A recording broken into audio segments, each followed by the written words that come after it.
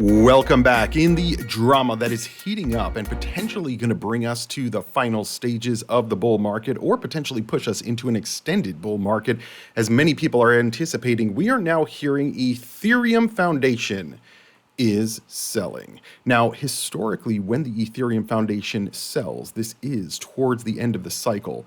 And in today's video, we're going to be exploring many different crypto ecosystems. We're going to talk about Polygon, real world assets, Ondo Finance, XRP, Ethereum, Bitcoin maximalists, tokenization, and much, much more. We have a lot to go over, a lot to kind of take in, and to understand where we are in the cycle, because we don't like to call tops or bottom. Actually, no, we like to call tops and bottoms on this channel.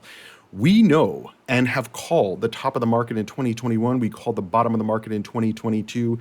And I think that we are on pace to be the premier market callers of this cycle. Now, again, I do believe that we potentially are before the euphoria phase. A lot of people believe that we haven't gotten into the euphoria phase in the market. That's where we're going to see the major move to the upside, a lot of anticipation for the Federal Reserve. But let's kind of understand what else is going on, because now we're starting to see things like this.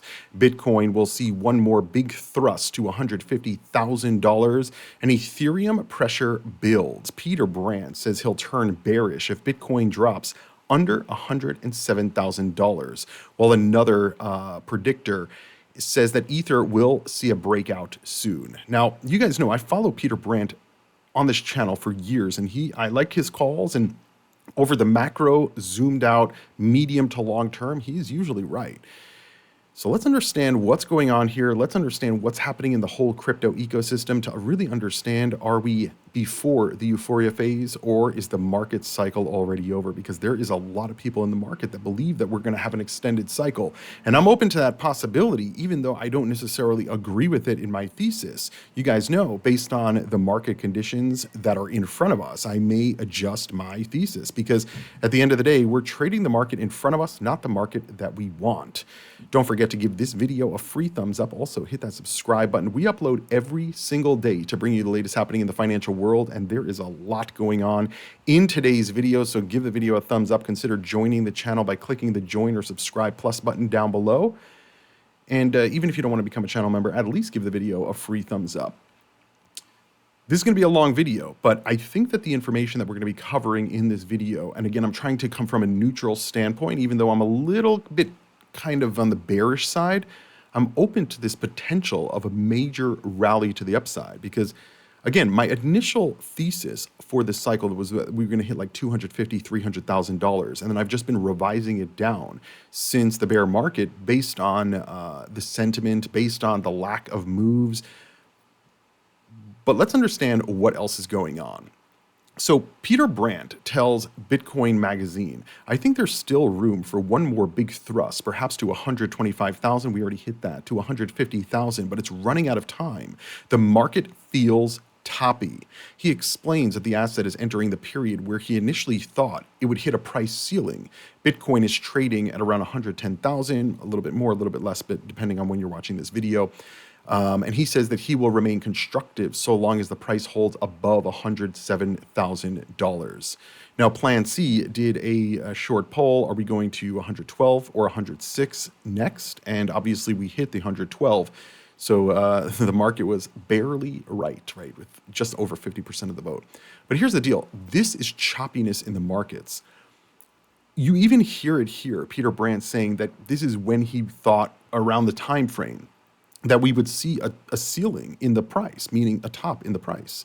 People don't like to hear this, because the price probably didn't hit what they initially wanted. I mean, my initial prediction in 2023 was $250,000 to $300,000, and we may still hit that. Like, don't get me wrong, but I've revised it down because, again, Michael Saylor's been buying, all these other Bitcoin treasury companies have been buying, governments have been buying, and the price has been fairly stagnant in around the $110,000 range. A little bit of movement to the upside, a little bit of movement to the downside. And you guys know my general thesis is that we need to go lower before we can go higher. And I think that MicroStrategy, their their buy-in price is going to be the test. But as you guys know, we talk about that on the regular basis. But now we're starting to also see infighting and major divide between communities. Like this post says XRP surges and he, Jack Mallers, declares war. Ethereum surges and he declares war. Noticing a pattern? Tell everyone they're saving the world, but in reality, they just need your exit liquidity. Utility is coming and they're not going to like it one bit. Basically saying that the other ecosystems can do more than Bitcoin. And I agree with that. That doesn't mean Bitcoin's not going to succeed. It just means that the narrative of Bitcoin only is starting to crumble because they're just like people who say, oh, you only need to buy Tesla stock. And they've been talking about Tesla stock, the only stock they talk about for like 10 years. And it's like, don't you get bored about talking about one car stock that barely do any changes from one year to another? It's the same thing in Bitcoin, right? They're not doing anything with the Bitcoin. They're just buying the Bitcoin. And the price is not going higher. And it depends now on the fact that they continue to buy. But let's listen to what he says here, because he starts talking about Ethereum. And I think this just kind of lets us know, in my view, again, they're not doing this in the bear market. I feel like they're doing this now because they realize that people are starting to say, wait, Ethereum may be better than Bitcoin because I can earn money on Ethereum by staking it or using it in DeFi or in lending. And you can't really do that with Bitcoin right now. I do think that these companies will do something with the Bitcoin, but let's listen to what Jack Mallers says here. Now we're going to play this at 1.5 speed. It's only a 3-minute video, so it's not even that long. And we'll give commentary. And I really want to know what you guys think down below in the comments. And by the way, we have so much more to talk about: tokenization, Polygon real-world assets, Ondo Finance. We're also going to get into the XRP thing in just a quick second. And the XRP stuff is, you guys are going to want to stick around for this because it is quite interesting. And we have some of the highest level executives in some of the highest level payment systems opting in on the whole XRP and Ripple debate. Oh boy. Anyway, let's listen to Jack Mallers for a quick minute. To say that Ethereum is going to flip Bitcoin and be bigger than that is the most brain dead, dog shit, dumb thing. You can't say that with a straight face. You have to be like deeply incentivized by some other effort. It's the dumbest thing I've ever heard. By the way, he literally just said it with a straight face. Continuing on.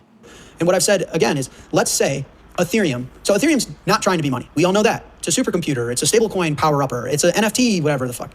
But you know, what these smart contract people don't understand is like money's the biggest problem in the world, the $500 trillion problem. We fix money, we fix more than half the world's problems. Let's say Ethereum is going to be as big as Apple, which by the way. Let me pause for a second.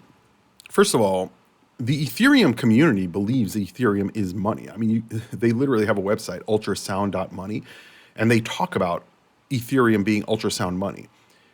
But the other thing is, this is a big issue that the Bitcoin maxis fall into, is yes, money is a problem in the world, but there's not one solution, right? There's just not one solution. That's why we don't have one money in the world. There's multiple different monies, currencies, commodities, assets, things that you can pay with, right? Even your time is money. Working is money, right?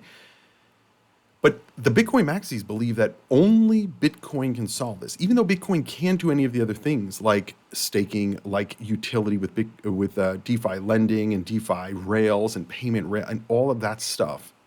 It can't do any of it. But they believe that it's the one and only thing that can fix money. Do I think that it can fix some? In my view, like Bitcoin fixes the idea of what money is and being anti-debt, which I think is a very good thing for people to learn because especially Americans, most Americans are in debt.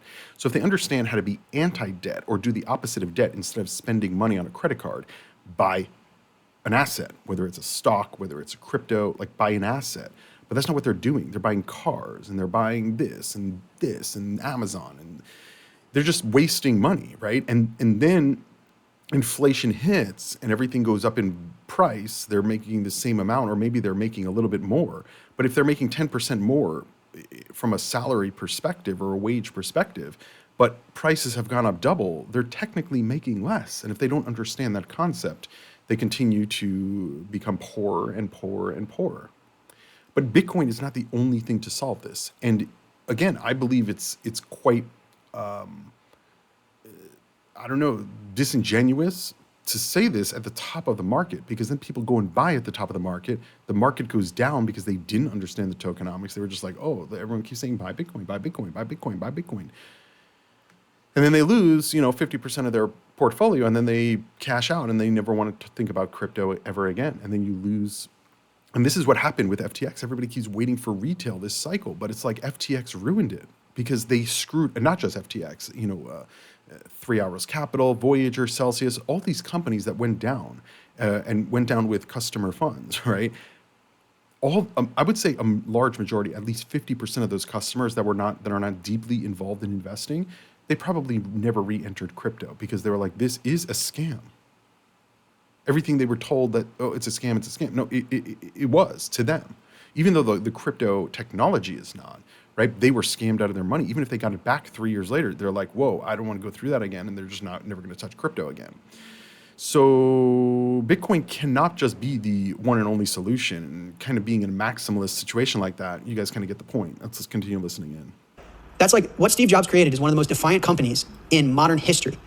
No, it's not. It was, and this is again, Bitcoin maximalists. They missed the point. He's going to go on and talk about Apple and how Apple's, such a big company. Guys, Apple has not innovated in years. The Steve Jobs days is decades ago. But people still think that Apple is innovating. They're not innovating anything. They haven't innovated anything. And Bitcoin hasn't really innovated that much.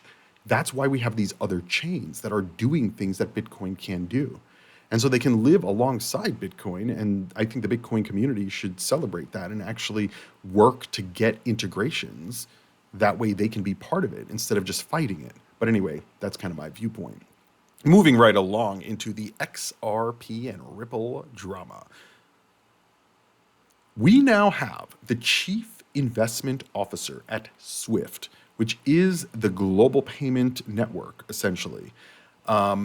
He posted this. He said, 8 years on, CEO at Sibos 2025. And this is an article from 2017 that says distributed ledger startup Ripple is ramping up its competition with banking service provider SWIFT by launching a rival conference this fall. And he's saying 8 years on, CEO at Sibos, basically kind of joking around that Ripple still is not, hasn't taken over SWIFT. And I would agree. He also posted on, it looks like he posted on LinkedIn. And he said, if stablecoins are the new rails, who ultimately owns the margin issuers like Circle? The networks building layer 1 and layer 2 infrastructure, or the platforms embedding stablecoins into payments? This person said, I think you are asking the question, but you know the answer. Ripple's infrastructure has been laying the rails. The bridge for liquidity across currencies and stablecoins is XRP. That's its native function. Stablecoins like USDC or tokenized deposits can run on top of those rails, but the settlement layer, XRP ledger, and XRP as a bridge asset is what makes it work efficiently. I don't get why people cannot see that. He said, in response, again, the chief investment officer at SWIFT, I get why some people see XRP as the natural bridge, but the harder question is whether banks will ever be comfortable with outsourcing settlement finality to a token that isn't a deposit, isn't regulated money, and doesn't sit on their balance sheet. Liquidity is one thing, legal enforceability is another. The second piece is economics. If tokenized deposits and regulated stablecoins scale, why would banks pay a toll to an external asset when they can settle directly in instruments then they already control and trust? And I would agree with this, right? This whole idea that Ripple is going to take over the financial system and that it's going to be the banks are going to choose it.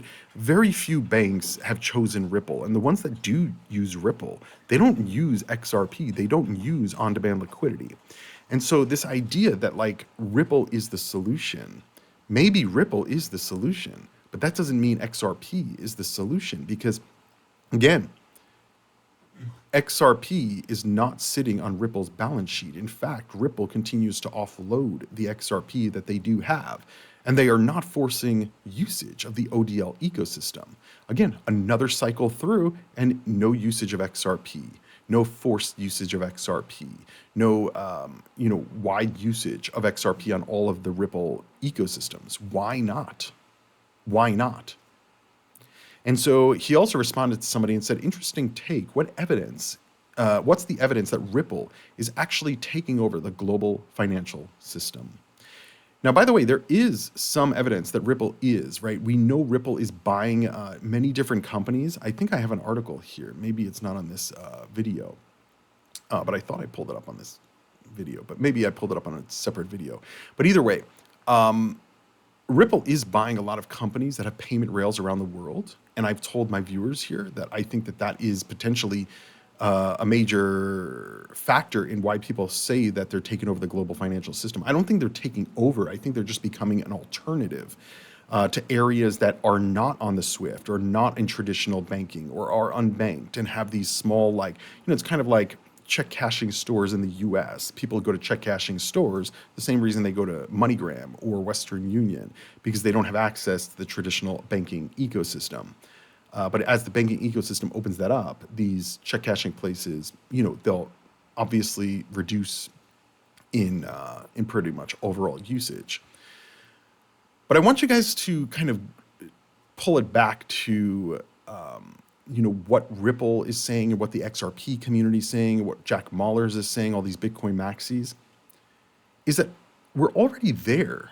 In 2022, this is an announcement from Coinbase. In 2022, Coinbase was selected by BlackRock to provide Aladdin clients access to crypto trading and custody via Coinbase Prime. Now you may be saying, what is Aladdin? Effectively, you guys know what Bloomberg Terminal is, and it shows you all the insights, and combine that with a Charles Schwab or a Fidelity with the investability. That's basically, it's like BlackRock's investment system for their clients, which are clearly multi-billion-dollar clients. And so they've had access to all of these cryptos, and they're not choosing XRP. They're not choosing your favorite, altcoin, right? They're choosing these coins as investments, but they're not moving to utilize the payment rails just yet. I think eventually they will. But it's just some insight into this division in the market and division in the market sentiment against these narratives. And that usually indicates that we're at the top of the market. Because on the way up, the people who are like counter narrative, they don't care enough. And the people that are in the narrative of, XRP is the best, everything's going up. So they continue to stay there. But at the top, people are like, okay, now this is getting ridiculous, and you have the chief investment officer of Swift saying it. Now, the XRP army would probably say, you see, they're trying to defend their company because they know Ripple's going to take over. It's like, I don't think they're that worried. I don't think they're worried. Meanwhile, we're starting to see network outages again. And this is also an indicator of top of the market. The reason I say that is because the narratives start to break. Because as you get to the top of the market, there's more usage, there's more interest, there's more buying, there's more price movement. And so you start to kind of stress test these networks. And some of the networks can't handle the stress and they go down, like Starknet. Starknet went down. It went offline early September too in a network outage that halted on-chain transactions. And obviously, there's no explanation as of the time I'm making this video. Obviously, they're going to probably say there was just network congestion and all of this, but this is an indicator that these networks that say, we're going to do X, Y, and Z, they may not be able to. Same thing with Ripple. We're going to take over the financial system. And Swift is like, whoa, are you sure you're going to take over the financial system? Because Swift is made up of 11,000 some plus institutions. Ripple, they may have smaller institutions, but they're nowhere at the level in terms of dollars movement, in terms of usage or anything like that. It's not taking away what Ripple's building, but they're not on the same level as Swift. It's just not there. Same way that, these Ethereum layer 2s, they're not all going to work out. But we are now hearing that Ethereum Foundation is going to be selling 10,000 Ethereum via centralized exchanges as part of their ongoing work to fund research and development grants and donations. And to just show you kind of where we are in the cycle, the Ethereum maximalists are saying, wow, Ethereum Foundation is the most transparent foundation in crypto. This is amazing for the Ethereum ecosystem. And I'm looking at this as like every single time, go to the past few cycles, every single time Ethereum Foundation sells, it marks the top of the market, not the exact day. Okay, there's some people who are like, but Cryptoviser, they sold last time on this date, and then the price went down on this date. It's like, okay, I'm not talking about the day. I'm talking about the general time frame. Okay, because if you're trading based on the day, this is not the channel for you. These are not the market updates that you should be watching. Like, period, because you're just looking day by day. So it doesn't matter what the macro environment looks like to you. You're just going to trade day by day. We're trading the macro environment. Some of that is day by day, some of that is trade by trade, and some of that is longer term holds or sells. When Ethereum Foundation sells their coins, they are taking the liquidity to then go and fund their operations, build out their ecosystem, pay for development, and all of that. And I'm not against them doing this. I've never been against founders selling or insiders selling. Like, they're going to sell, they're going to sell. But when they're selling, they're not selling at the bottom of the market. They're selling at the top of the market. And they know when the top of the market is because they're looking at the same macro indicators you and I are looking at. And the difference is the smart money, like the Ethereum Foundation team, like these are very smart people. They're looking at the market and saying, okay, we may not be at the tippy top of the market. Maybe we're going to hit 60,000. Maybe we're going to hit 70,000. Maybe not. But we're going to take the money now because it looks like we can get the liquidity, because there is liquidity in the system, because these companies are buying Ethereum. And they may not be doing that every single week or every single month going forward. And so you take the profits when you can take the profits. And so they're selling. This could be a good thing or it could be a bad thing, but typically it indicates top of the market. But there's going to be people who say, Cryptoviser, there's no way that we're at the top of the market. It's like, okay, you don't have to agree with me. This is my opinion, okay? I'm not stating this is the fact. This is my opinion and analysis of the market. If you don't agree with it, then, do what you got to do in your portfolio. But, there's going to be, one of us is going to be correct if you disagree with what I'm saying. One of us is going to be correct. It's going to be me or you. And I would say I'm hedged on both ends, so it doesn't matter whether I'm right or wrong, because over the longer period of time, we will be. As we've been talking about with AI and kind of what else is going on in the economy, you have to understand, people are losing their jobs. I think that there is a large portion of people that are working jobs that they are overqualified for, right? They're working at minimum wage, but they should be making double or triple what they're making. But there's just not enough jobs. And as we've been covering on this channel, people are missing this because I don't know why. The companies are telling you you're going to lose your job. Like, they're literally, Salesforce CEO says his company has cut 4,000 customer service jobs as AI steps in and says, I need less heads. Okay? They're telling you you're going to lose your job. Coinbase, they told us they're not hiring Americans. They're hiring overseas people for customer service. But people hear this and they're like, no, my company's not going to leave me. They love me. We have an excellent environment and we have a family environment. And they would tell me that they're going to lay me off. It's like, maybe not, especially if they move to AI. I mean, if you can cut 4,000 jobs and put in, a few AI agents, it's going to cost a lot less and they have to deal with a lot less nonsense. And so if people don't have jobs or are working jobs that they're not getting paid what they probably should be getting paid, right? Because they're overqualified. Who's buying crypto? Who's putting money in their retirement accounts? Yes, there will still be some people who are doing this, but it is becoming less and less and less as more and more people are going to lose their jobs. And I'm not saying for the long term, I'm just saying kind of where we are in the cycle. Sam Altman, in a recent interview, I'm going to play this video for you. He says some jobs will completely disappear. And by the way, I'm not saying that you're going to lose your job, but if you are in one of these roles that can be replaced by AI, I mean, guys, you can make a video like what I'm doing on this with AI. And so like my job on this channel is in jeopardy as well. But people look at this and like, no, my job won't be replaced, or, oh, I won't think about it until it happens. But when your job gets replaced, the entire job market for your type of job gets replaced. And so you have to retrain. So it's either retrain now when you have the time and maybe the money and the resources to do it, or do it when everybody else is retraining and once you lose your job. Sam Altman said some jobs will completely disappear with AI. He explained young people adapt best, but older workers face more challenges. He believes now is the best time in history for young people to create. And I agree, like it's the same thing like with coal mining, right? When they stopped coal mining, the coal miners were out of jobs.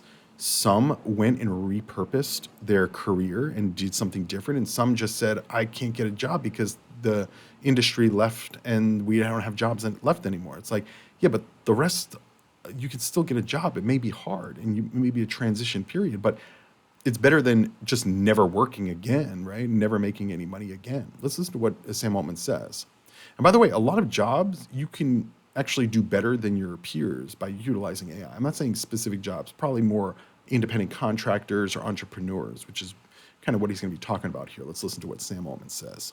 I think it's totally true that some classes of jobs will totally go away.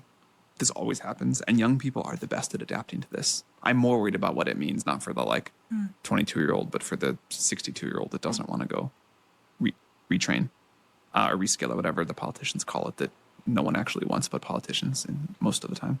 If I were 22 right now and graduating college, I would feel like the luckiest kid in all of history.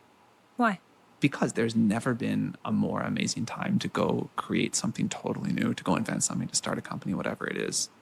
I think it is probably possible now to start a company that is a one-person company that will go on to be worth like more than $1 billion, and more importantly than that, deliver an amazing product and service to the world. And that is like a crazy thing.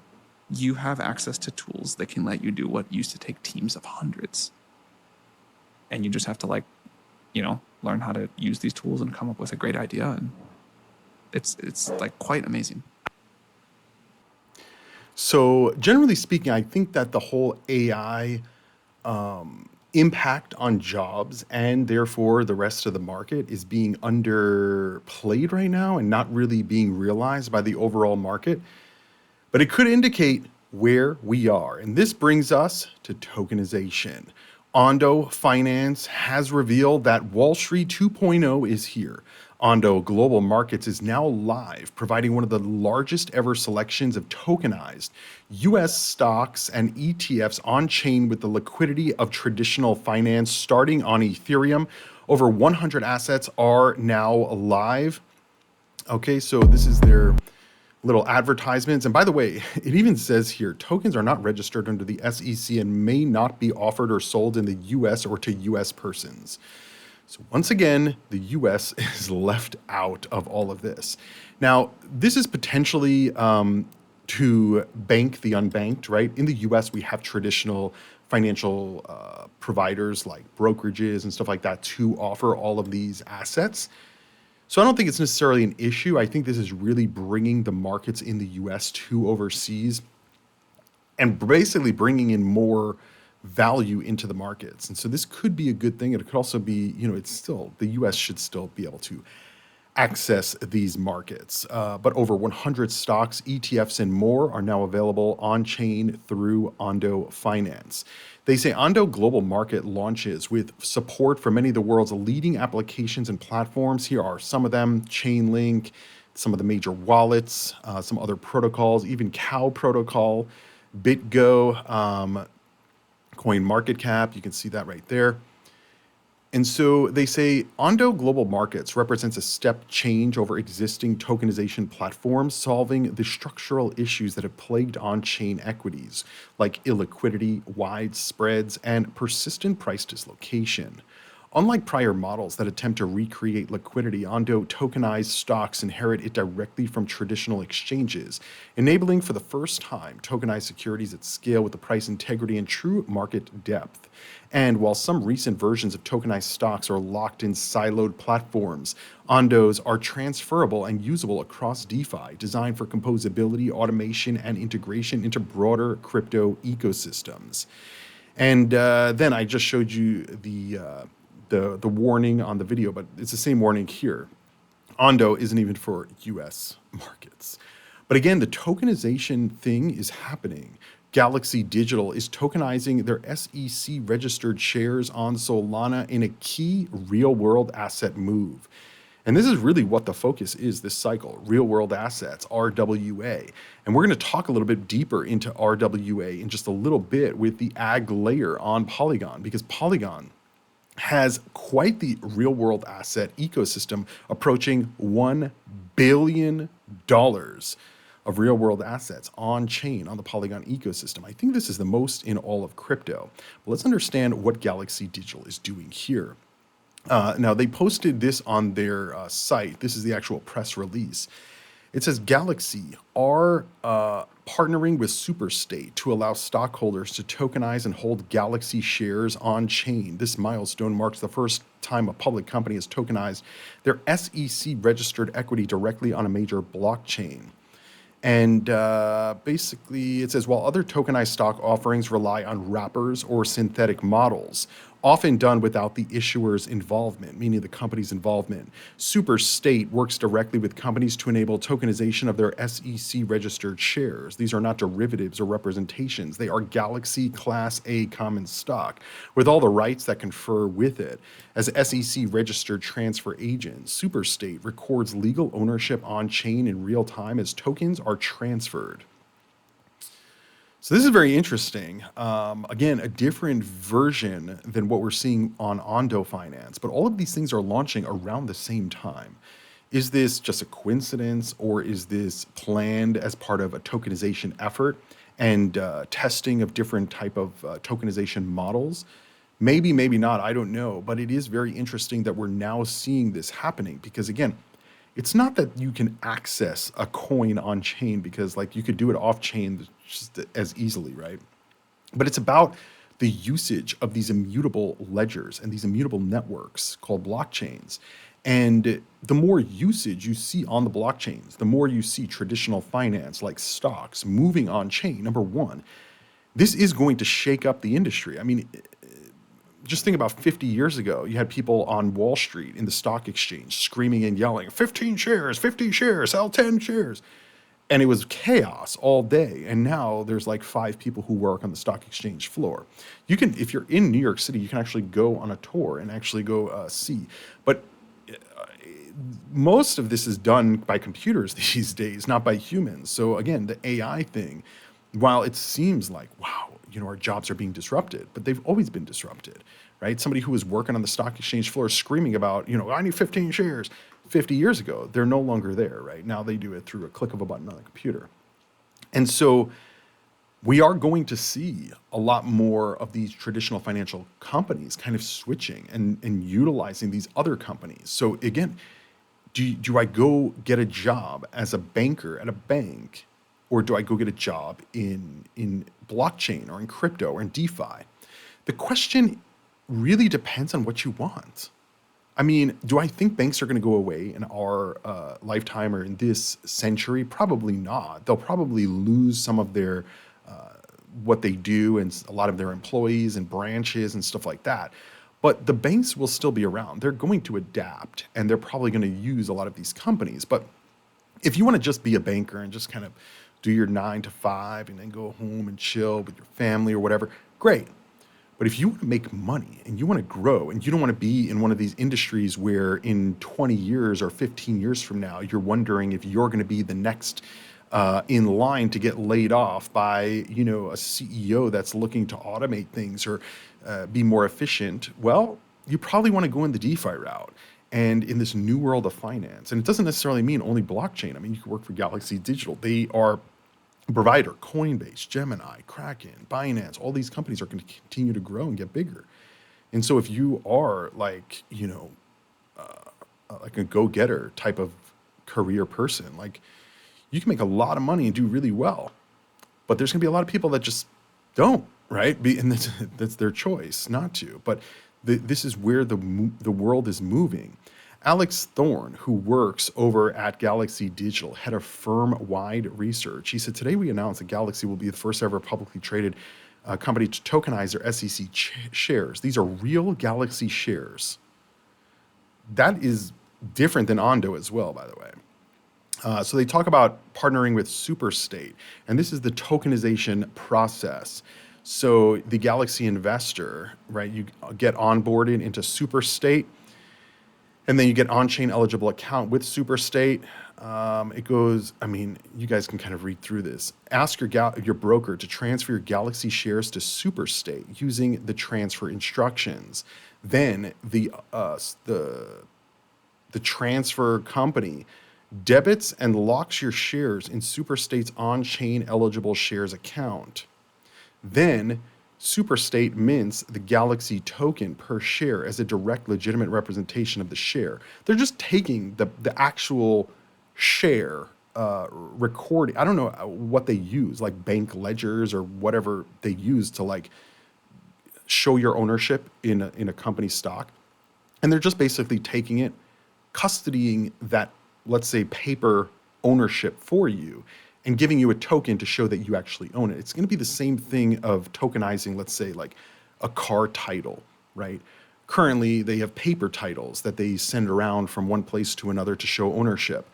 But eventually, they're going to take that paper and they're going to make it into a token.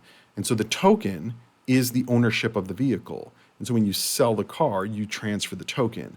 You may not even know it's a token, but on the back end, with the bank or with the DMV, it will be a token that is connecting, right? And it's the same basic thing of how they're doing with the stock. And I mean, I think it's good, right? I think it's going to definitely help out. And there's actually a Dune dashboard for the Galaxy shares on chain. You can see 32,000 shares have already been tokenized on chain. Let's refresh this. It may even be higher by now. Loading. Yeah, so it loaded an hour ago. 32,000. This is 0.019% of all of their shares are on Solana. I mean, this is a very small amount, but remember, the day that I'm recording this is literally the day that they announced it, so it'll probably continue to grow over the course of time. And currently, there's 21 Class A holders on Solana. So they tokenized on Solana. Why did they tokenize on Solana? Well, who owns Galaxy Digital? Billionaire Mike Novogratz. And billionaire, what was Solana built by and for? The billionaires. But this is also, in my view, a top indicator because when Novogratz silent during the bear market, even in the uptrend in the first 12 months of the bull market, and now that we're at the end stages of the bull cycle, we're already at 18 months after the Bitcoin halving happened in 2024. Now he's coming out with, oh, we're doing this, we're doing this, we're doing this, we're doing this. It's like, interesting. Meanwhile, back to Jack Mallers for a second. Actually, let's go move on to Polygon for a quick second. We're going to come back to this in a minute. Because now Polygon is approaching $1 billion in total value of the real-world assets deployed on chain. This is the largest real-world asset market. This is one of the largest blockchains in crypto, and it is highly, highly, highly under talked about by influencers. I'm guessing because they're probably not invested in it, because they only talk about the coins that they're invested in. On this channel, we talk about many different coins and cryptos and blockchains, many of which I don't even hold, many of which I do trade, many of which I'm not holding long term, right? And one of the things that we've seen with Polygon is they keep executing, they keep delivering, they keep accomplishing newer and newer things. When Solana, all they brought us was meme coins, right? Bitcoin, all they brought us was companies buying Bitcoin. Like there hasn't really been that much innovation this cycle. And the innovation that we do have, like the tokenization efforts, like the real world assets on chain efforts, these are underreported because I think a lot of people are still in the previous cycle. That's why you keep hearing, but Cryptoviser in the last cycle, but Cryptoviser in the last cycle. I mean, I showed you guys a video a few months ago of Saifedean Mahmouz, who's a well-known Bitcoin advocate and bull. And he even stated what I've been stating all year, is that 12 to 18 months after the Bitcoin halving is typically where we top out. And he said this in an interview with another Bitcoin maximalist who's on the board of Bitcoin treasury companies. And the host was like, wait, you think the market's over? Last cycle, we went at this price, so we should be at this price. It's like, yeah, but we're not in the last cycle. We're in this cycle. And so everybody's still in the last cycle, like, oh, but Solana, oh, but Sui, oh, but Hyperliquid. That's where everybody... It's like, no, those are liquidity drainers. Literally. I mean, Hyperliquid, it's in the title. hyper liquidation. It's not hyper liquid to make you liquid and have more money. It's to liquidate you in a hyper fashion. You guys get it? You guys see it? Probably not. It's the same thing like in the last cycle. If you were holding SOL, you were SOL out of luck, right? Because the coin went from $250 down to $8. Now, granted, it went back up, but it still took that big of a dip. But anyway, we're now hearing about the ag layer, which is basically the aggregation layer, which is Polygon. It's built on Polygon. And what the aggregation layer does is it connects multiple blockchains and allows seamless movement of, information and all of that. Polygon is one of the most used protocols in the world. The network has tens of thousands of dApps, more than 3 million average daily transactions, $5 billion in secured assets, and some of the top brands building on it. And so the total value locked on Polygon and Katana. Katana's like a side chain to Polygon. I haven't really fully gotten into Katana, but either way, total locked is 1.64 billion and total bridge is 3.37 billion. I want you guys to understand this is higher than the market caps of some entire ecosystems, number one. Number two, if you look at the market cap of Polygon, where is it? When I'm recording this video, at least, I don't think it's this far down. And maybe it is. Oh, right here, Polygon, $3 billion. So between Polygon's bridged value between Polygon and Katana, it's 3.37 billion. It's more than the market cap of Polygon. So that tells me that Polygon is probably undervalued from a market cap perspective, especially based on a usage perspective. But again, why is this? Why are we not back to the fundamentals in the market? Well, because everybody's fighting and arguing about whether XRP is going to be the world reserve currency or not, right? Which it's not going to be. And Ripple keeps selling their XRP. You have the Bitcoin maximalists saying that Ethereum is just, nonsense and nobody's going to use it and it can't be the world reserve currency. And the only thing that could work is Bitcoin, even though Bitcoin hasn't innovated really anything in years. Like, that's where we are. And these dividing narratives is not a cohesive environment. And it creates situations where people are like, you know what? This is becoming more of a cult-like, ecosystem. I'm out. And then they sell. And that is what is causing all the volatility. The insiders that have been in for years, they're selling. The people who understand 18 months after the Bitcoin halving, they're selling.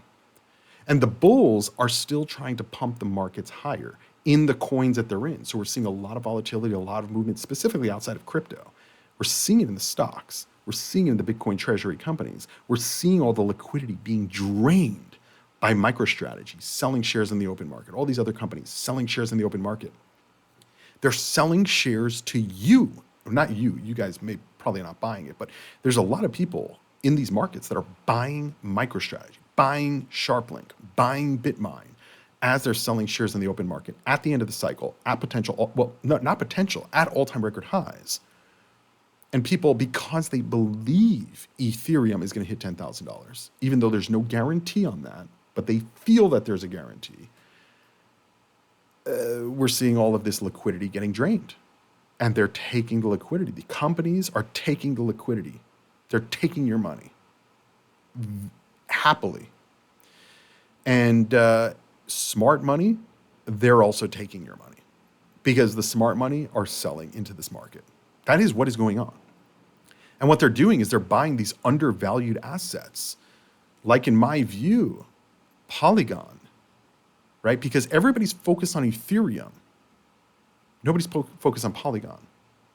And so when the narrative shifts away from these Ethereum strategy companies that have been buying billions and billions of Ethereum and the price is at all-time record highs, but not where people want it to be. And so they're going to stay bullish because it has to go up. It has to go up. So same thing I'm seeing in the Bitcoin ecosystem. I think David Bailey said we have two whales that we still have to take out. Once we take them out, price is going up. And it's like, no, it'll just be another whale that opens their wallet and starts selling, and then you're going to have to take them out too. The amount of Bitcoin that can be sold is a lot more that's being bought than is being purchased or that will be purchased. That's how you know we're going to potentially go into a bear market in 2026. And by the way, this could be the ultimate bull rally based on all of this division in the markets, based on all the unknowns, based on people not seeing fundamentals here, fundamentals there, fundamentals here, fundamentals there, liquidity draining here, liquidity draining there. And again, we have Bitcoin maxis calling out other ecosystems because they can't get what they want.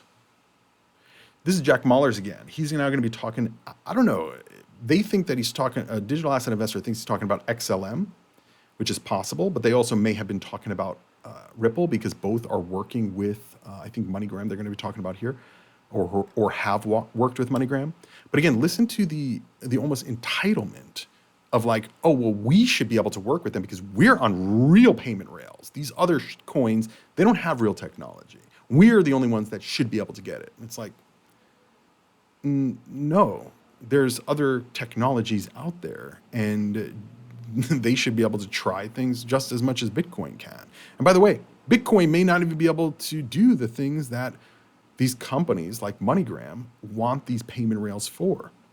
But this brings up the question about XLM and Stellar, because it does seem like Stellar is doing things for the blockchain, but are they doing things for XLM? Let's listen to what Jack Mallers says here. I'll tell you guys this. I was going to have a partnership with MoneyGram. Strike was going to have a partnership with MoneyGram for cross-border payments, for like really exciting stuff. And they said some shitcoin has us under an exclusive agreement where we can't actually partner with you for a few more years. So there are shitcoins that print tokens in their basement, pay Justin Bieber to tell everyone they're awesome, sell those shitcoins to retailers that are unassuming, and then take those dollars and spend them on private deals, marketing, and partnerships. Crazy. Oh, hold on. So Bitcoin ecosystem doesn't do that. There's no secret deals for this person to get a board seat at this company, and this company is going to be outsourcing to this company. It's just totally all just buying Bitcoin and, you know, bringing, like, again, this is top of market mentality. You don't hear this in the bear market. You don't hear them saying, well, we weren't able to work. Like, if Bitcoin is the network that is the best network, MoneyGram, why do you want to work with MoneyGram? Work with Western Union. Work with Swift. Work with JP Morgan. No, it has to be MoneyGram because why is MoneyGram using Stellar? They should be using Bitcoin. They should be partnering with Strike. They shouldn't be partnering with Stellar, with this is top of market. I mean, there's hundreds, if not thousands or tens of thousands of financial companies similar to MoneyGram around the world. But MoneyGram, it's a shitcoin's fault that we can't partner with them. It's like, or Bitcoin is not the solution that they're looking for. And they don't want to tell you, or that's not what you took because you're a Bitcoin maximalist.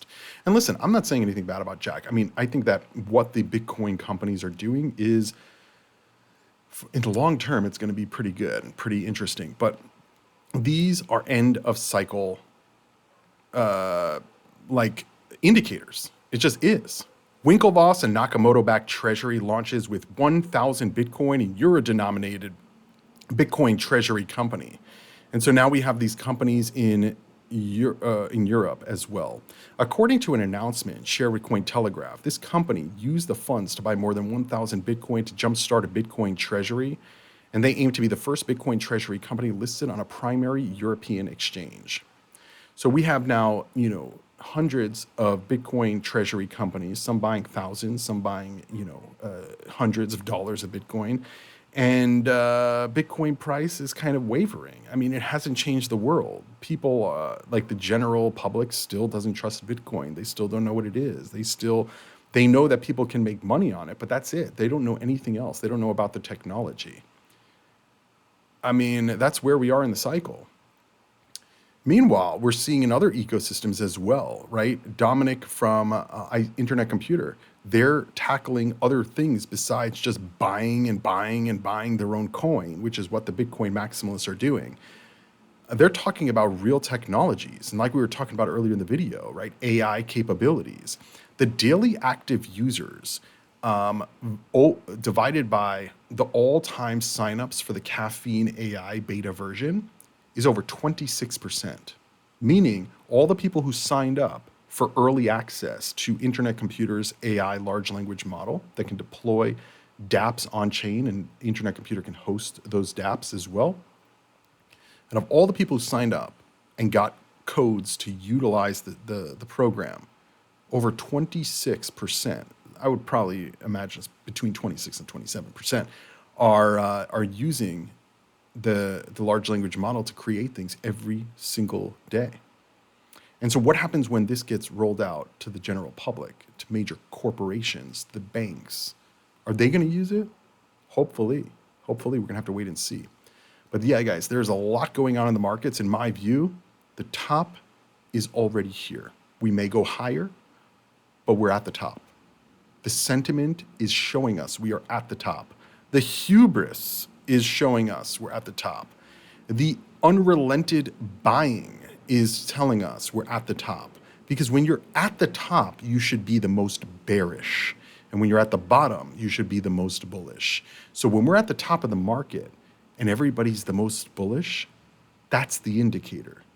That is the bull rally indicator. The bull rally itself is the indicator. And so what you do with that, that's up to you and your portfolio. But there's going to be winners at the end of the cycle, and there's going to be losers at the end of the cycle. And those who believe in the extended cycle, I think, are going to be on the losing end. Now, I could be wrong about that. That's my opinion and my analysis of this market. Don't forget to give this video a free thumbs up and also hit the subscribe button. That way you never miss a new video. Let me know what you guys think about today's video, and I'll see you on the next video. Crypto on.